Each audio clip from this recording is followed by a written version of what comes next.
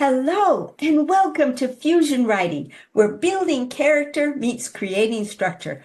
Today is the start of a new month and we have an exciting month ahead for you. So without taking up any more time, I'm going to turn it right over to Victoria to introduce our topic for the week. Victoria? Hello, anti-novelists and Lilligans. Since we have been diving pretty deep into some of the aspects of how to write good stories, I want to take a step back to a higher level, and this week I want to look at what kind of story writer you are. Some people have heard the terms plotter and pantser and discovery writer and puzzler. There's a whole bunch of terms out there that can be really confusing. So what we're going to do is we're going to break it down and we're going to see which kind of writer you are. Are you a plotter, someone who plots things out carefully? Are you a pantser, someone who writes by the seat of your pants? Or are you a puzzler, which often falls in the middle and uses a little bit of each one? Regardless of what camp you fall into, our goal is to identify where you are on the continuum and then maybe swipe some stuff from the other camp to help you get your writing done. So that's where we're headed this week. I will see you next time.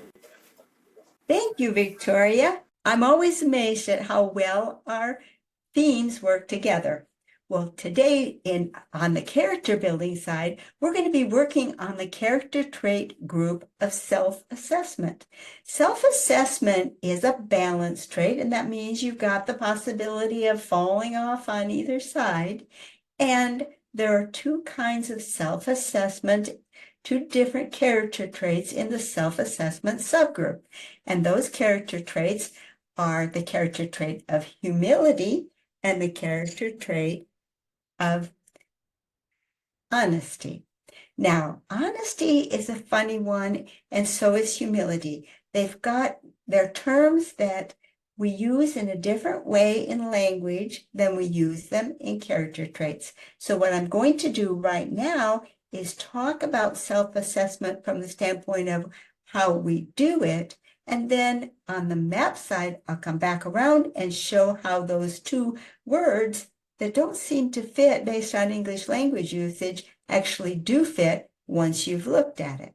So let's take it from the overview point of view. At the overview level, every one of us is composed of two parts. We have traits and attributes that were just given to us or that we've come into. You can think of it as the hand you've been dealt or the circumstances you've been thrown into.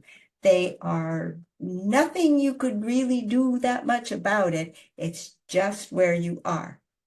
And as a wrinkle, all of your past behavior, in a way, is something you can't change either. So wherever you are, that's a circumstance too. But the other side on this is understanding to what extent your own behavior did or didn't contribute to the circumstances that you're in, and understanding the degree to which your own efforts did or did not lead to whatever successes you've got.